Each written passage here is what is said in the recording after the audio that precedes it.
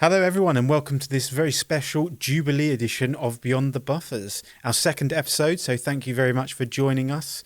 In this episode we're going to be talking all things Jubilee and we're joined by Simon Kohler, who's going to take us through the Hornby Royal Heritage, looking at some commemorative locomotives and train sets that we've done in past Jubilees, and of course talking about that newly announced HST Platinum Jubilee and the number 70 Elizabeth II. We're also joined by Carl Hart, who is the development manager here at Hornby. He's going to be telling us more about the development of the HST, not just the Queen's Platinum Jubilee HST, but the other Class 43s that we've brought out. He's going to be telling us all about those developments that he's put into that beautiful diesel locomotive. So sit back, relax, and listen to me talking to Simon Kohler. Simon, welcome to Beyond the Buffers. Yes, thank you. Obviously, you were in our first episode, but you were on the other side of the fence, so to speak, interviewing Severn Valley Railway. Yeah. So thanks for joining us today on our special Queen's Jubilee edition of the podcast. Yeah. And we're going to be talking all about the Queen, royal history of Hornby. And the reason we've got you on the show is because you've been here a little bit more than a minute. That's a nice way of putting it. And you've probably... I've been here longer than dust. And I wouldn't be naive in thinking that in that time, Hornby has, celebrated a few of those historical jubilees. Yeah, we try. And that's why we've got you to tell us a little bit more about that. What would have been the first Hornby Jubilee loco that we did? Well, it wasn't so much a loco or a couple of sets. No, we're going back to obviously the Silver Jubilee. Yep. Of the 70s, and Hornby celebrated that by introducing two sets. Subtle, I would say. One of them, I've got them here actually, or images. One of them was the nicely presented, green packaging as opposed to sort of the normal red. Nice graphics of a Hall locomotive, Albert Hall it was, pulling. It was four coaches, Great Western coaches. In those days, it was an oval of track. I think with siding, it certainly had a tunnel with it, one of the cardboard tunnels, etc. So it was, I remember, and a station, did have a station. And I remember looking at it at the Brighton Toy Fair, I think it would have been. And I was, knocked out. And then they showed us a freight set, which was a Class 47, blue Class 47. And there was nothing on it. There was nothing on it celebrating or calling out that it was the Queen's Silver Jubilee. Just the packaging, really. But ordered and sold. Because you were I was working at that time in the model shop in Northampton. Yeah, okay. And and I remember clearly, people wanted it, but it wasn't overtly, silver Jubilee. Why do you think that was?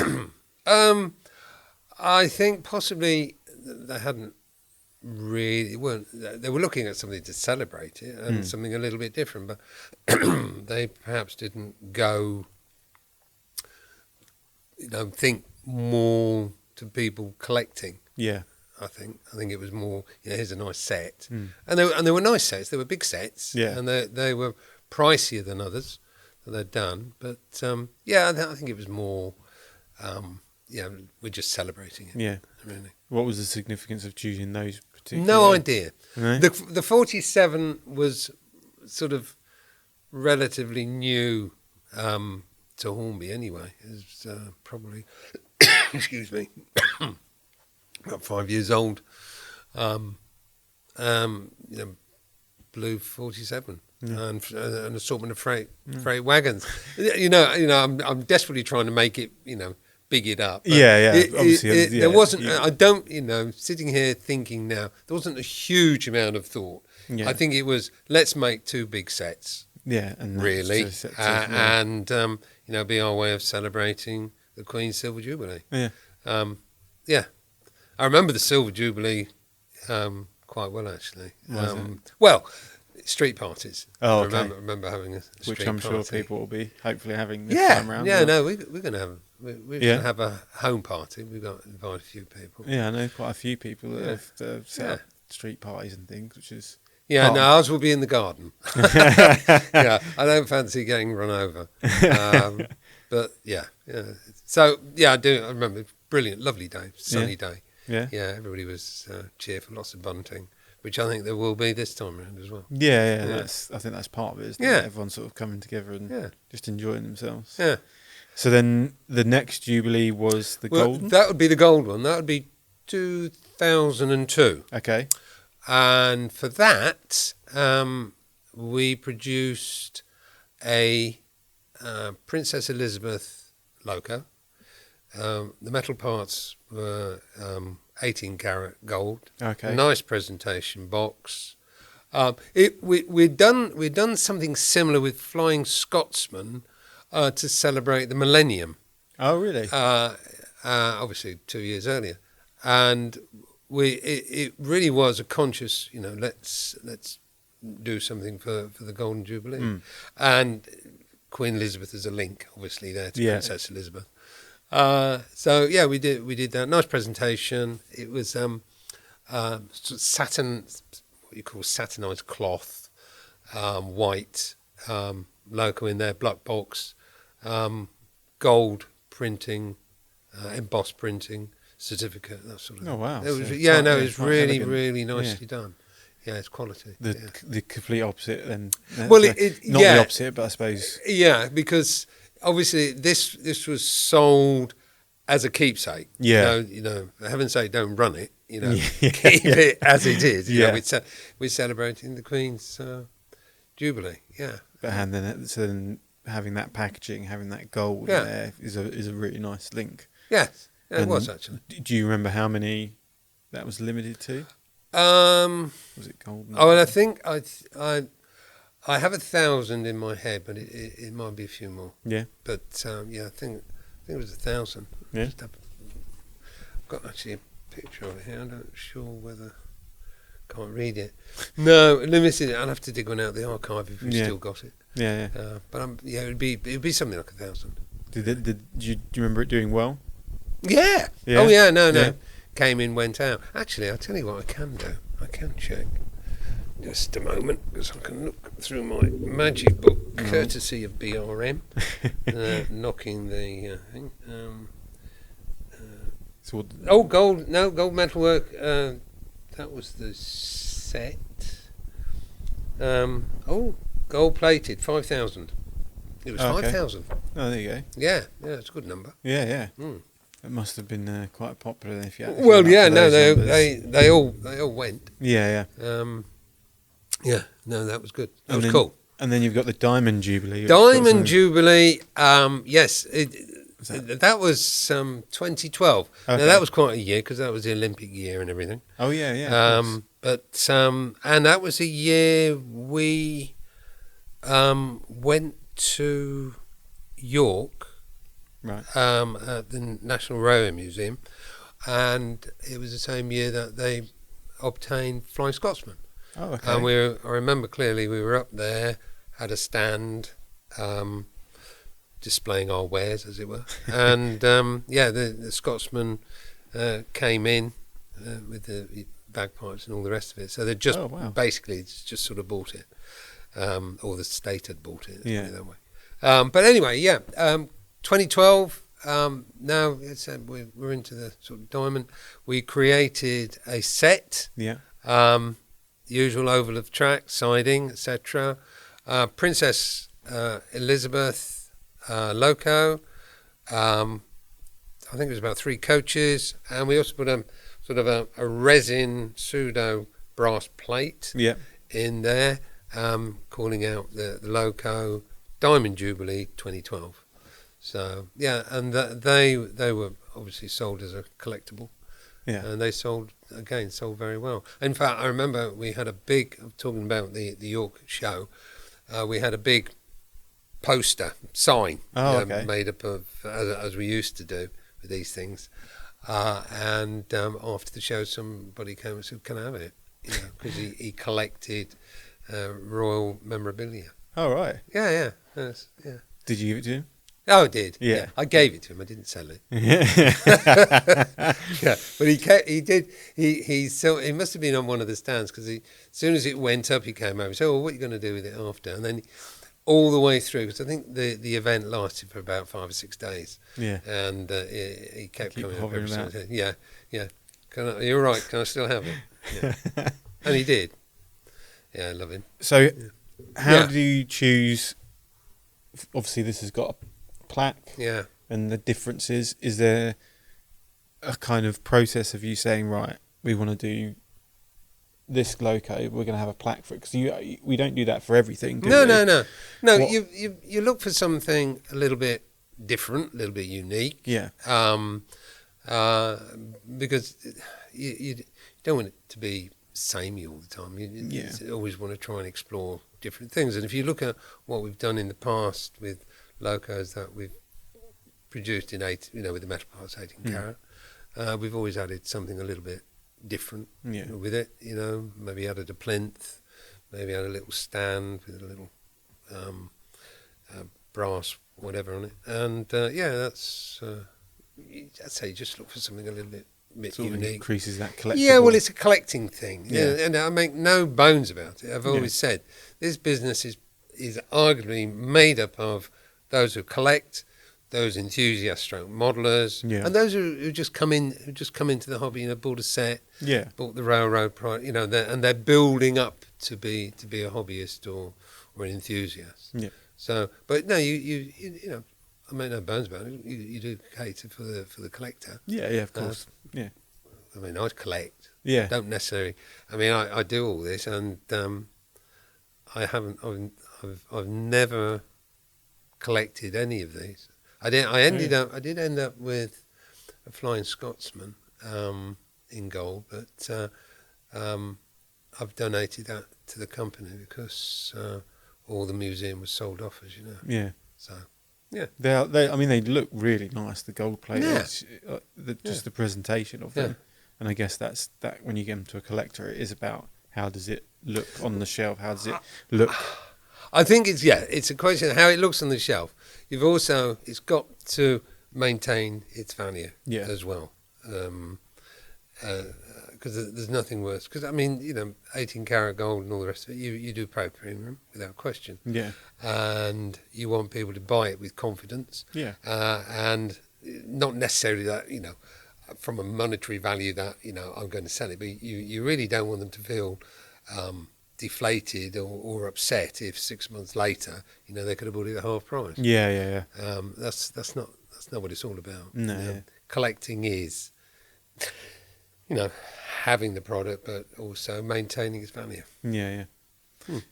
So then we move forward to now. Yes. 2022, we've got a couple of different locomotives. Obviously, one of them is the number 70, Elizabeth II, which is the Severn Valley Railway, which came around fairly swiftly from when it was announced to now, where you've been lucky enough to bring into us a sample of.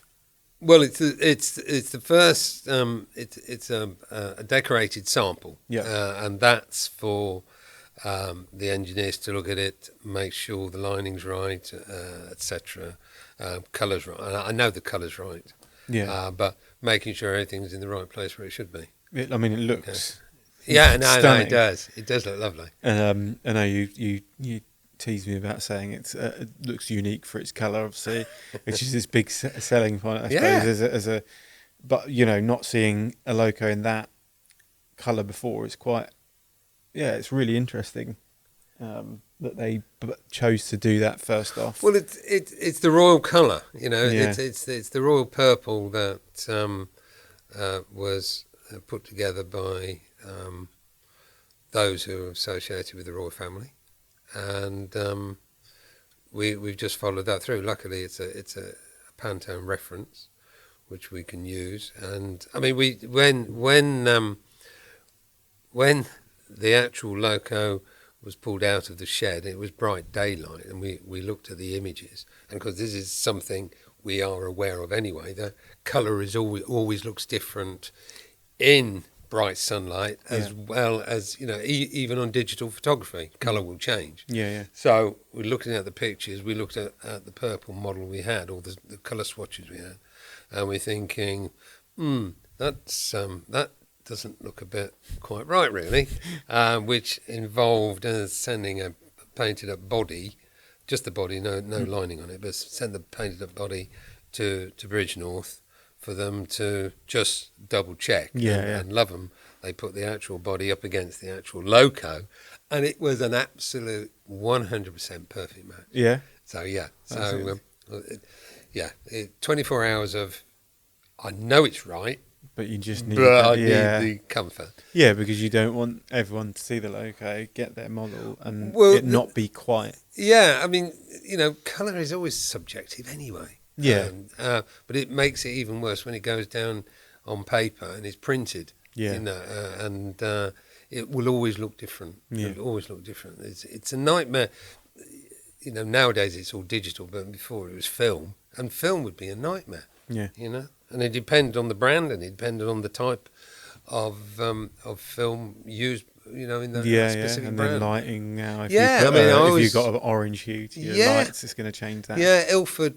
I always used to think Ilford film was different from Kodak, in colour-wise. Yeah. Oh, yeah. You still get that with digital cameras now. Yeah. You get a difference in their colour palettes and things. Yeah. Obviously, you can tweak a lot more now, but then, like you said, if you start tweaking things, that changes the colour of the logo, and people aren't seeing what they're going to get when they've ordered. But what they'll get is exactly what you see on the loco. So when you spoke to Severn Valley Railway, you asked them about getting that colour and how the difficulties of them getting that colour, because they don't use that as an ordinary colour. Was there difficulties for us? Well, no, there was not really, because we had a Pantone reference, so that's half the game. Yeah. And then it was just mixing.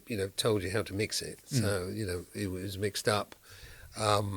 Obviously here, and it turned out 100%. And similarly, I'm sure it was with the guys at Severn Valley. They didn't sort of nip down to B&Q and get something a bit neary. Yeah. They had it was specially put together for them by the specialists who provide paint for these locos. Yeah.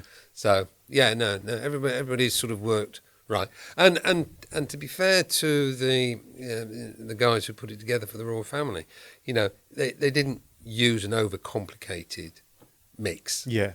But I think it looks lovely. Yeah, it does. And then one of the big things I liked about it was the packaging. Seeing the Hornby logo and the packaging in that purple was really interesting, and really, I think, a bold choice as well, because obviously everyone knows Hornby as the red. Obviously the red and yellow logo. Yeah, it was, but it had to be in keeping with the celebration. Yeah. And I'm very excited about it, actually. I mean, I don't want to upset the apple cart, but that logo does look very, very good in purple. Yeah, it's not something that I'd probably run with all the time. I think, maybe if we do another royal. Yeah. And so then, we've talked quite a lot about this logo, but we have just announced HST. Yes. Locos for the Queen's Jubilee. Yeah. It was one of those. It's one of those things with, it wasn't by accident we announced the 1937 coronation coaches for the LNER, and I wanted it to sort of tie in, which it obviously has done, but it also got me thinking. There's a lot of these HSTs. Or several now that have sort of gone into private ownership, like the Midland Pullman, which coaches incidentally do look stunning, and it just got me thinking, what if there hadn't been nationalisation and things had just carried on and evolved, the chances are we still would have had HSTs and Mark III coaches and such like. And I thought, well, what would How would the LNER, for for example, celebrate it. And for my thinking, they'd probably look back to, the 1937 coronation coaches and think, maybe, it would be an adaptation of that. And that's principally what it is. Yeah. So it's a salute to the LNER. It's a salute to the coronation coaches, but it's also very much a way of celebrating, the Queen's platinum jubilee, because the coaches, you can argue, are silver, but silver, platinum. They're very similar. Yeah. So this might sound like a silly question then. So it's not a real livery. It's not an authentic livery. Yeah. But it's a livery that I think could quite possibly have happened should things have turned out differently. Yeah. All the same, when you see the units all together, they do look really good. Yeah. And I think, I think there'll be a few collectors out there, going for it. And presumably special packaging for this? It's nothing too out of the ordinary. Yeah. It sort of fits in with the Hornby brand. One had to be careful, when you use royal artwork, which is really what we've done with the Queen Elizabeth II loco, because of certain approvals and all the rest of it. And again, this was, it's not authentic. This is just a what if. This is how I would see it, how we would see it, if things had been different. And this is how I think we'd celebrate it. And when did it's a little bit different. Yeah. I've seen some of the images of I've seen we've got the coaches on the table here. How long ago did you start thinking about this? Yeah. It was well over a year ago, actually. Yeah. Yes, it was. And we've got some nice new Mark III coaches, but these are the sliding doors, because I was imagining that they would be using sliding doors. It would be a first class service, and it would have a couple of restaurant cars on it. So you'll have basically, I think it's a 6 or 8 car train. So and it looks quite stunning. But as I say, it's more than a nod to the sort of the coronation / Jubilee coaches of the LNER. Yeah. Oh. They look great. Obviously, for people at home, we'll get some shots on screen for them to take a look at, and I'm sure they'll have seen a lot of stuff on the site. Yeah. And as I say, I think it just looks terrific. Looks lovely. Do you think we'll do anything for the next big? I'm not sure what comes after after platinum. To be honest, it must be some very rare metal. Don't tell my wife; she'll want a ring made out of it. So obviously Hornby's got this heritage of these commemorative locos. Have you had a chance to ever meet anyone from the royal family or experience anything? Over the years. I was lucky enough to meet the Queen Elizabeth, Queen Mother, briefly, I hasten to add. Duke of Edinburgh, I met up in Holyrood. It was a Duke of Edinburgh's award ceremony for gold. And I'm trying to remember why I was there. I was there with our then Chief Executive, Keith Ness. And the Duke of Edinburgh, he was a lovely guy. I actually met him a couple of times. Met him when we demonstrated live steam to him. But Holyrood House, because I know the royal family have had Hornby and Triangle trains in the past. And they use them as toys. When obviously Prince Charles, etc., was younger.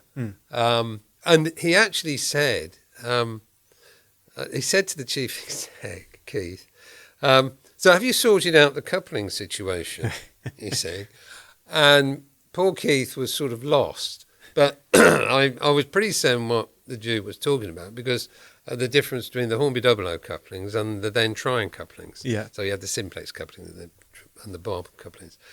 And I said, oh, yeah, no, we sorted that 8 years ago. I said, we had a special wagon, etc. And he was quite satisfied with that answer. And it just occurred to me, he's the man is on the ball. And obviously people were reminiscing, sadly, after his passing. And I thought, that's exactly what the guy was like. Yeah. It was exactly what the guy was like. And we met him a few years ago. He was giving, or he was a guest at an evening dinner, I think for some engineering group, Royal Engineering Group, something like that. And we had live steam up there. And he was absolutely fascinated. Yeah. He was watching. Hey, have you seen this? He was generally excited. Oh, yeah, wow. It was lovely. Yeah, that was nice. So I heard a story about you leaving the building and seeing something. Is that right? oh, you know about that one? Yeah, I heard that one. Well, nobody believes me. Really? But it was a Friday afternoon, and I stayed. And this was in the Friday afternoons when, come 1 o'clock, the place was deserted. So it was a great time for me to be in the office on my own, to catch up and plan the future the next week or so. Anyway, having finished, I walk out of the front door and I notice these motorcyclists, police motorcyclists, outriders as they were, and one of them was going up and he was stopping any traffic by the service road here. Yeah. And another one came racing. I thought, God, what's going on? Have we been raided? Yeah. And then there was this lovely, long, stretched black Rolls Royce goes by. Right. And obviously there were other vehicles behind, but I just saw it. And I knew it was to do with, there was an event with this, where they have the sink ports, where the royal family go around all the ports in this part of Kent. And I thought, oh. And I looked and I saw the Duke of Edinburgh lean over and point to Hornby. Oh, wow. And he obviously said so, and the Queen was with him. Oh, wow. And so she leaned forward and looked. And I like to think she saw me because she waved. Yeah. You see? And I'm going, nobody's going to believe me. Yeah. But honest to God, that is exactly what happened. And I thought, amazing. Yeah. Nobody believed me. No. No. You've told that one a few times, isn't it? Yeah, nobody, they said, no, you're obviously drunk. But, it was Friday afternoon, but I wasn't drunk. Yeah. Yeah. That's quite something to see coming out of Well, work. it was, actually. Yeah. Yeah, you didn't expect it. Especially not around sort of Margate and things like that, I suppose. No, well, see, Ramsgate was a sink port. Yeah. Or equivalent to. And obviously, I'm not sure to where she would be going. Where she was going. I don't think she was going to Dreamland. No. Yeah. Much more. Pop in for a go on the roller coaster. Yeah. Or go down the amusements down there. Yes. Yeah. Oh, wow. Well, I think it's a very good story. Well, I believe you, sure Simon. I believe you. Good. You seem sincere. I'm always sincere. This is my sincere face. Any other stories of historical significance for Hornby and things like that? Don't think so. We've only ever done things for Jubilees. We've never done anything around any marriages. Did we do anything for Charles and Diana or anything like that? No. The closest we got would have been when there's a Class 47 named Lady Diana Spencer, right? And Hornby did produce that. Yeah. We also produced a model, again 47, named the Queen Mother. Yep. And I did go to Clarence House to present that to the Queen Mother, but sadly a day or so before she'd swallowed a fishbone and got stuck in the throat, so she was in hospital. But I met the Queen Mother's equerry, a really nice guy, and there is a There is I can prove that there is a photograph of me. Although I do have a full set of. I have a beard and oh really? moustache at the time. Oh wow. Yeah. So it's not unique, But if I wear it now, I look more like Father Christmas. It's very white. Okay. Well, I mean, thank you so much for joining us and telling us a little bit more about. No, I was here. I work here. Yeah. we just drag you out. I really appreciate you telling us a little bit more about the kind of history of Hornby and its royal hopefully heritage. It wasn't too boring. No, it's very interesting. I mean, like I said at the beginning, I don't know too much about these different Jubilee locomotives and sets, so it's really interesting, especially at this time, to be able to talk about that and to see that development throughout each one and how they've changed to what we have now, where we've got effectively a real locomotive and a commemorative locomotive. So I'm sure people at home will really enjoy running this one and maybe collecting this one and not running that. Any HST in any livery looks stunning. Yeah, actually.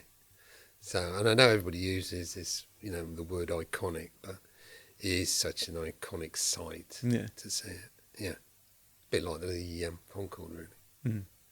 Brilliant. Yeah. Well, thank you, Simon. Hey, I really you're appreciate welcome. it. No, you're more than welcome. All right. Thanks very much. Yeah, I'll see you later. Yeah. Thank you to Simon for sharing his stories of previous Jubilee locomotives and train sets, and of course telling us that brilliant story about how he met the Queen. You can decide for yourself whether you think that happened or not. A little bit of admin, of course, if you're watching on YouTube, please do subscribe so you don't miss out on future episodes, and of course all of our other episodes of Signal Box, etc. And if you're listening on Spotify or Apple Podcast, then please do give us a follow so you can keep up to date with us there. Next up, Carl Hart, the Hornby Development Manager, talks to us about the Platinum, Jubilee, HST and the Class 43 development. All right, well, Carl, thanks so much for joining me on Beyond the Buffers.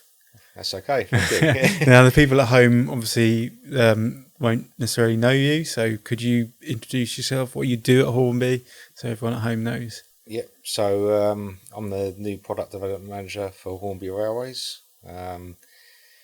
And I've been working at Hornby for, it's in total about 14 years now. Oh, wow. So quite a long time. Yeah. Started off here as a product designer. Actually joined the company as a airfix designer. Oh, right. Wanted to get my sort of foot in the door. It was although I like working for airfix, it was always Hornby Railways I wanted to sort of work for. And and then after a period of time, I managed to transfer over. Into railways. So how long have you been working on Hornby? In total I'd say about 8 years now. Okay. Yeah, wow. 9 years. No, it's 9 years. Yeah. So enjoying it? Yeah, really enjoying it. Yeah. I mean, when I was a designer, I used to love going out and visiting the locos and measuring up and scanning and obviously designing them. I'm a mechanical engineer by trade, so I love anything mechanical and and design and things like that. So And now you oversee all the development. development. Yeah. How different is that? It's different. It's challenging. Yeah. I mean, the amount of products we're dealing with a year. Yeah.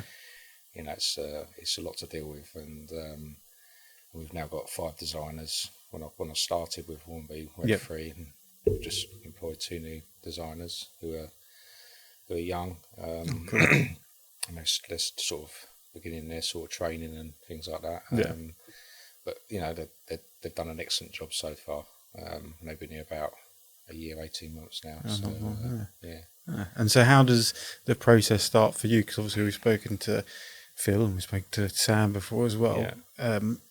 How does it start? Simon, for example, come to you and say we want to do this, or are you suggesting the projects? Or Simon and Montana work on a line plan, so a sort of range plan for that year, and also we're working on a capex plan for obviously our products take such a long time to develop and bring to market.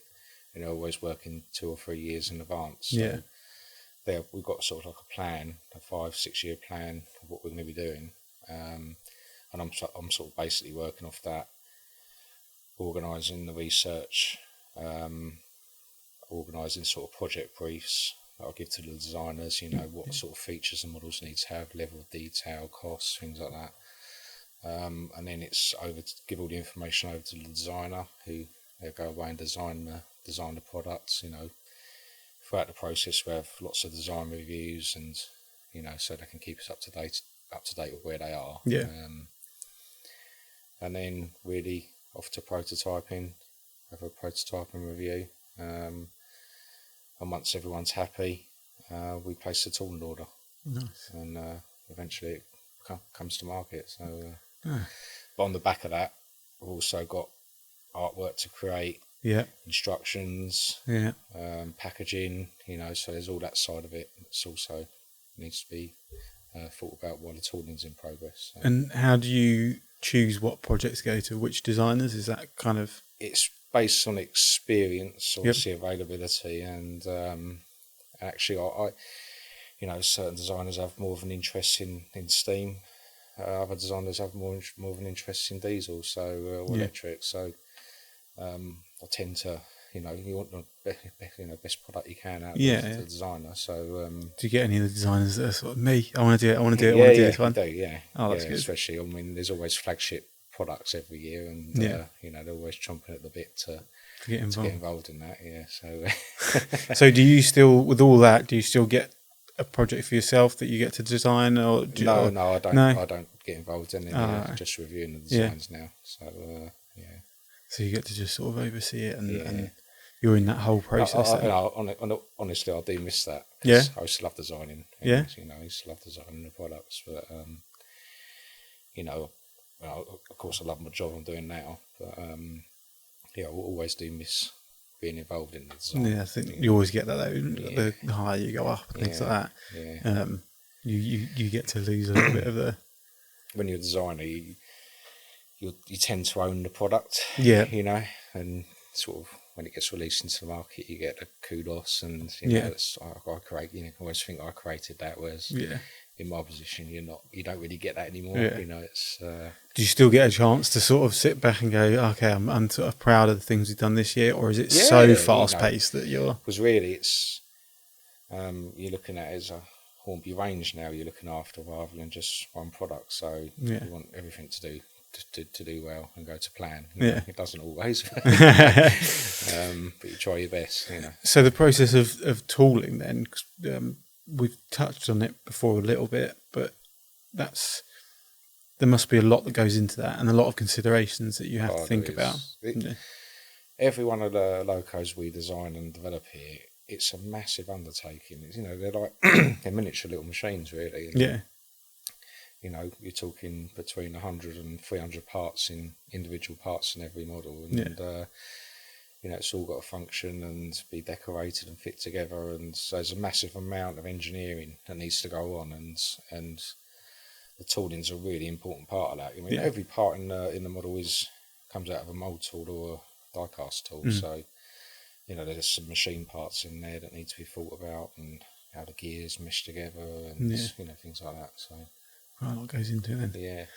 Yeah. So this particular episode, we're talking all things Queen's Jubilee. Obviously, it's the Platinum Jubilee for the Queen, and one particular locomotive that we're talking about, which Simon mentioned briefly, is the Platinum Jubilee HST. Yeah. Which obviously you, along with all the other projects, will have been involved in. Yeah. So this is a fictional livery, is that right? Yeah, it's sort of going back to the silver A4s, and you know, the design of it, that is, and you know, there's some quite nice little sort of features we put into it on the decoration, like the running number and things like that. It's a bit of a going back to that sort of era, and thinking about the original loco, and just, you know, and hopefully people will like the product we've come up with. And so, did this come across to you as its own project, or was it part of? Were you already working on the HSTs, and then that was? Well, we were working on the new Mark III coaches. Yep. Which this product uses, and also the Class 43 we took an opportunity. What kicked it off really was the Midland Pullman project. Oh yeah. It wasn't long after I sort of took over as the manager. I wanted the first thing it showed out at me. I wanted the headlight. The Class 43 Pullman's got a special headlight Oh, on okay. the roof, and I wanted that. I thought, that's got to work, kind of that not working. So I sort of talked to Simon about it, and we decided to spend a bit of time and relook at the tooling and see if there's any little improvements we could make to bring the model up to date. It's been around a while now. So, do you know when the original tooling was made? It was, I think it was 2007. Oh, right, yeah, it's a little while. So it's had some use, and it wasn't a bad model. Yeah. They'd done a good job back then. There was a few inaccuracies in it, and once we wanted to sort of add some new features into the model, the most important one was when the model was originally designed, it had a working cooling fan on the roof. Oh, okay. Which caused loads of problems because the cooling fan was driven off of the motor, Right. the motor that powered the locomotive along, via a rubber belt, and that's used to cause all sorts of problems. Used to burn motors out, things like that. God. So in the end, it was taken out. Yeah. Which didn't used to fit it.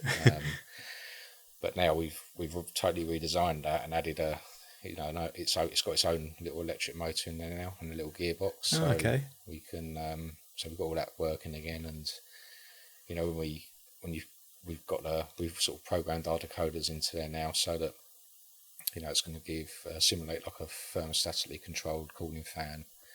So when it's running around the track, that like the real thing. So Oh wow. and that's for both the single and double fans as well. So Yeah.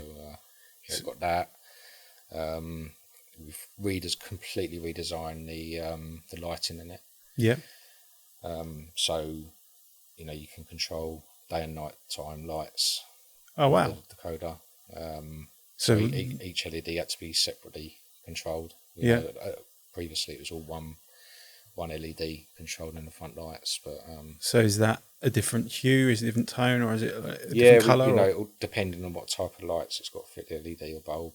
Yeah. You can change the colours and things Oh, like wow. that. So we touched on that. There was some inaccuracies in the body as well. We looked at, especially around the rear ends. And another important one was kinematic coupling on the back. Yeah. Used to have this horrible swing bar that used to stick out. Oh, really? So we had the back of the locomotive. So we took all that out, got the bogie back to an accurate bogie, and added a little kinematic coupling mechanism in the back.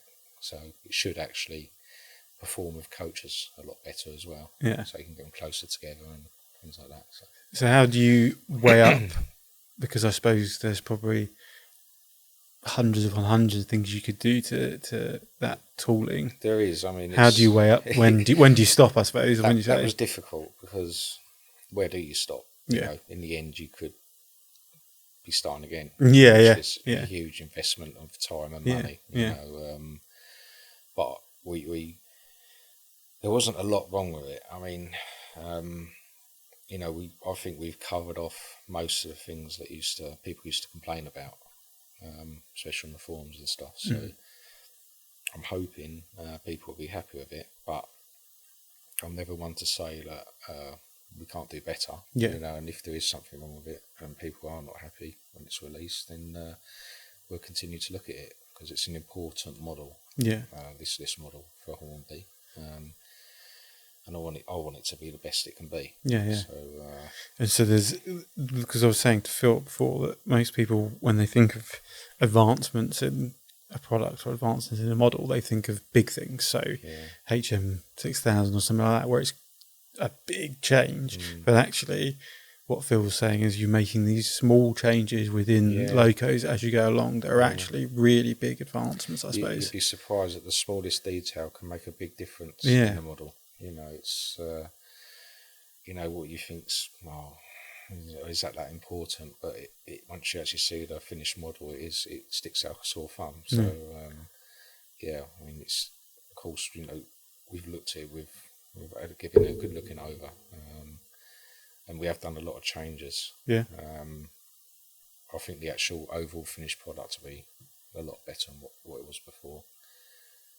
Another thing I forgot to mention was the sound. Right.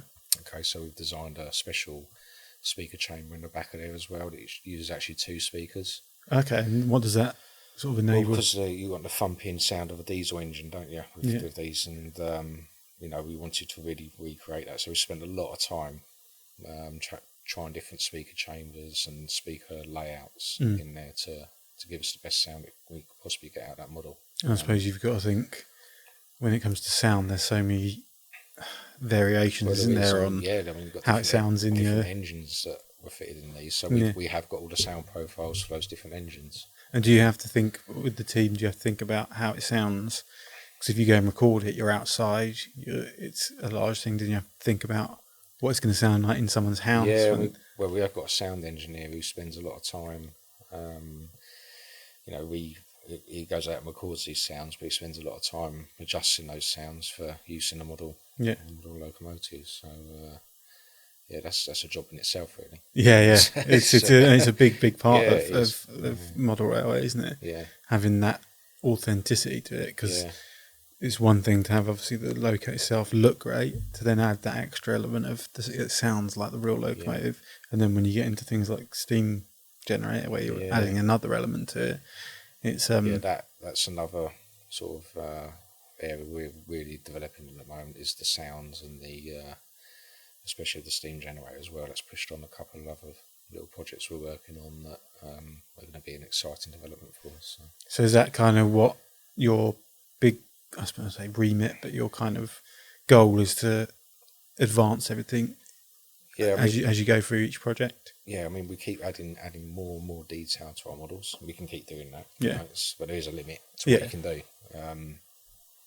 So you've got to start looking at all the little features you can add that are not just what you can see with your eye. So it's lighting, sound, steam, all the little things people can play with in the DCC world of things. So And you mentioned about forums and things like that, and looking at what people have kind of commented on and things like that. Is that part of your research of a project? When you get a project, you think, right, let's go to the forums, let's see what people have said about it previously? I'm always looking at YouTube reviews, forums, all those sort of social media type posts and things like that, to try and understand where we're going wrong, and where we can improve things.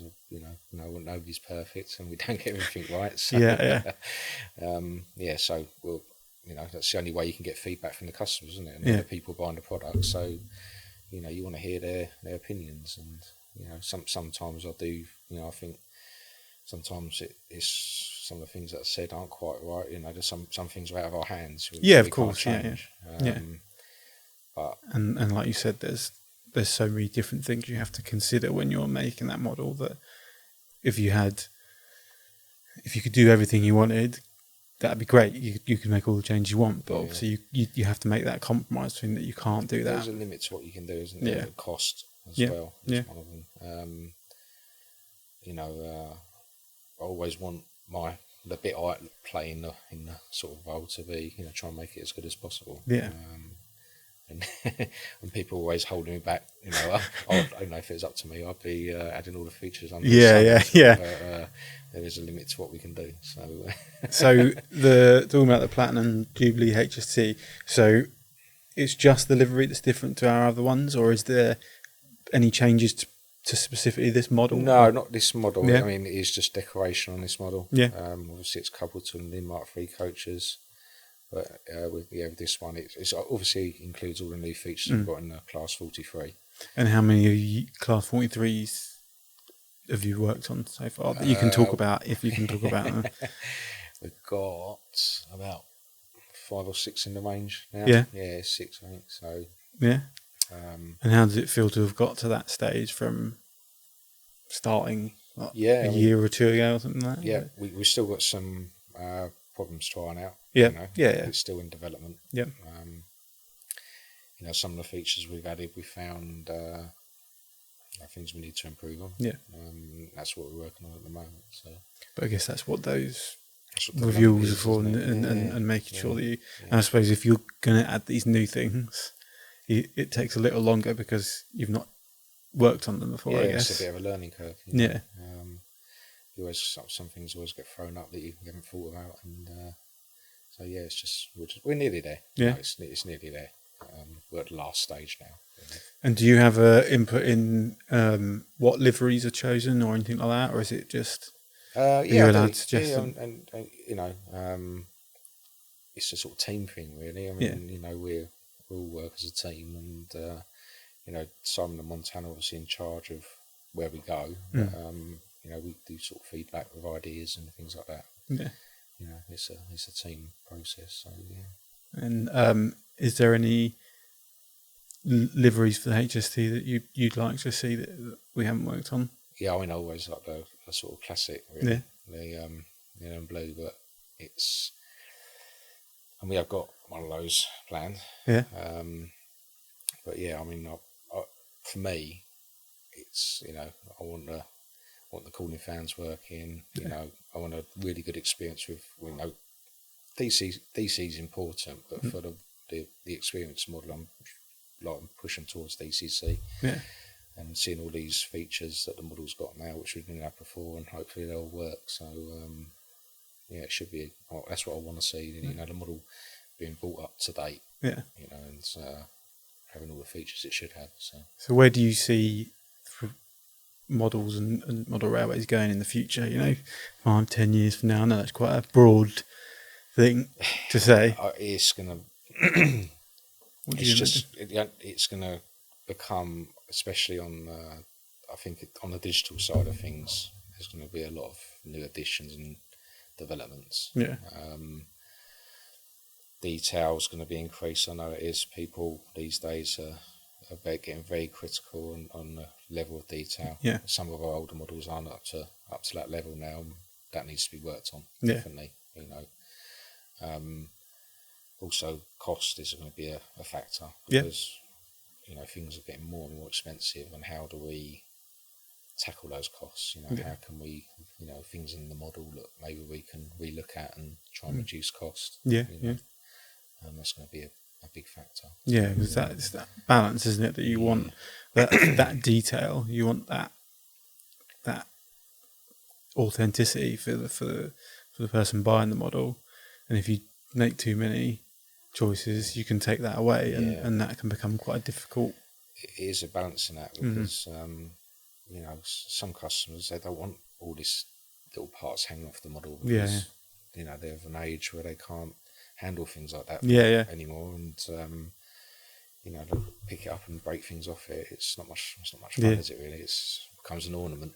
And I guess you never know what new technology is going to come out in general, do you? No. I mean, what Phil mentioned before about 3D printing and how you're trying to incorporate that into some of the design and development. Yeah, we have looked at additive manufacturing for some of the parts now. There are some processes that are nearly there, for especially plastic components where we could use additive manufacturing, but it's progressing faster in this part of the world than where our factories are. Oh, okay, right, yeah. So it's going to take a while for them to catch up, but obviously it's going to feed through. Yeah, yeah. And so there will come a point, I'm sure, especially with the lower quantities of mouldings we're producing now, where additive manufacturing will start to pay off. Yeah.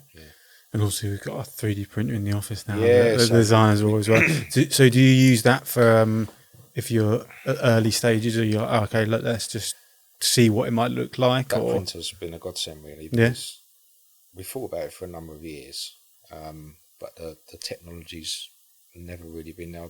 We'd never wanted a machine where you got to spend all day tinkering with it. To get the results. But this new printer we've got, it's literally like a normal A4 printer. You set your parts up, print, and it works. Oh, wow. Which is really good. And that's been a godsend to us because now we can just try things out. It's not, we've got to send it to a prototyping agency and wait a week or 2 weeks for the parts. It's oh, should we just try this? And the next day you got the parts and you can try it. So yeah, that's brilliant. It's really good. Do you think you'll eventually have things like Alexa and stuff, locos talking to you, telling you your shopping list and things like that? Because that's the thing, isn't it? Technology within that side of things and voice control and whatever else there is in the future, AI and things like that. There's so much technology being developed. We're developing a new way of locos actually operating anyway. In the way that the main PCB works in the loco. I mean, the decoders that plug into that PCB at the moment, there's a limitation to what you can do with them. Number of function outputs, things like that. So we're developing another system. It still could be compatible. Another way of our decoders talking to the main PCB. And then, like I said, I mentioned earlier, the HM6000 was last year, and that's another step in control and things like that. And so I suppose you really don't, for the people at home, you don't know what's going to be around the corner in that sense. No. Even especially if you said obviously you're 3 years ahead, but technology can change so quickly in those 3 years. Yeah, even down to some of the components we use in the models now. Years ago they were big chunky things, but for instance, we always used to put these big bulky capacitors in our roofing light PCBs, but now you can get a capacitor that's the size of a pinhead, do the same job, supercapacitor, and so all of our models now are going to be fitted with supercapacitors rather than these big chunky capacitors. Have you had any projects where you've worked on them and in the middle of them something's come out or been developed and you thought, I wish we could have put that in? Can you get to a stage where actually now we can? There's one project I wasn't really involved with at the start, but I got involved with it towards the end, and which was the APT. And I sort of caught a couple of the products at the end where we had this horrible big PCB capacitor hanging out this is what I'm talking about, is a big horrible capacitor hanging down in the coach, and I thought, oh my god, you can't do that. So it was too late on some of the products, but I sort of introduced on a couple of the coaches this super capacitor, so it's hidden. Don't worry about it. So I imagine that's quite frustrating. But another one is the APT as well. We're making a big raft of changes to that because the first model we looked at it and mistakes were made. So we're making a whole raft of improvements to that now. So that's good that you're continuing to look at it rather than just going, well, it's done. You're advancing it all the time. The next releases of that product will be a different model. So hopefully that'll please everyone. So is there any locos that you haven't ever had a chance to work on that you'd love to work on that, that's not to say that they're going to be made, but somewhat? In my time, I've from my experience, in the years I was a designer, I got to work on some of the bigger projects, which I was quite lucky to be able to do. But I'd say if you could give me the choice, I wouldn't mind having a go at Rocket. Something like that, or the Lion, or one of those little locos where you've got to get it really fine and detailed. And it's a bit more of it's another challenge to doing a big loco. Sometimes the big projects can get a bit daunting after a while. I can imagine. I can remember I'd done the Merchant Navy years ago, and I was about 8 months into that in design, and because there were so many different variations with designs, and it starts to get to you. I imagine. Well, Phil said he's working on it's just never ending. The 5MT, the Black 5, and he said that. That's another big 400 or something. Project. That's another one of those projects where it's going to just go on forever. Blimey, I don't envy you there. I can say that. So I'll finish off with a few general questions. Diesel or steam? Which one? Steam. Yeah. Although I will say that, what first got me kicked off into model railways was the HST, which is another one of my favourites. Always got a bit of a soft spot for that model. But yeah, I'd say overall it's steam. A particular steam loco that you really Merchant Navy, I like. Yeah, Merchant Navy. You had a chance to see it up close. Yeah. Oh wow! Yeah. We actually rode on one a little while ago. Oh really? On a footplate. Yeah. Oh wow! Yeah. How was that? That was brilliant. Yeah. Brilliant experience. Yeah. When I was years ago, I was a tool maker for a company, and the manager of the tool room was he was part owner of this. He was actually chief engineer on this Merchant Navy. Yeah. Sadly, he passed away last year. Yeah. But I got in contact with the group who won the locomotive, and they offered me a ride on it. Oh, wow. Oh, that's really cool. Yeah, it's really good. Yeah, I've not been able to ride on like a loco. I've been in the I've been in it when it's stationary. But the heat. Yeah. Unbelievable. I don't know how they can drive in them for I know. God knows how many hours. Must sap the energy out of it. They're always very svelte. That's that way I don't think they can put on any weight when they're sweating that much. Yeah. So obviously Queen's Jubilee, were you having a garden party, street party, anything like that? Yeah. Got to go to the street party. Yeah. Got to do that. Yeah. Well, hopefully the weather's nice and so you can enjoy a few drinks and celebrate the Queen's Jubilee. Are you doing much, or are you? I might have a barbecue maybe. Yeah. I think that's. I'm hoping if the weather's nice that everyone will be out enjoying themselves in the sun. Yeah, So that's the one thing is if the weather's nice, isn't it? But yeah. Hopefully it will be. So, yeah. All right. Well, thanks so much for letting us into a little bit of the development behind the HST and Platinum Jubilee in particular. I really appreciate you coming on, and seeing as we know now you're involved in all the projects, we'll be able to get you on again in the future and have a chat about it. Yeah, good. Yeah. Brilliant. Thanks, Carl. All right, no problem. Thank you. Thank you, everyone, for joining us in this very special Jubilee edition of Beyond the Buffers. Thank you to Carl and Simon for joining us. As always, don't forget to like, comment and subscribe on YouTube. Follow us on Spotify and Apple Podcasts. And nothing left to say, but we hope that you all enjoy your Jubilee weekend. And we'll see you next time on Beyond the Buffers.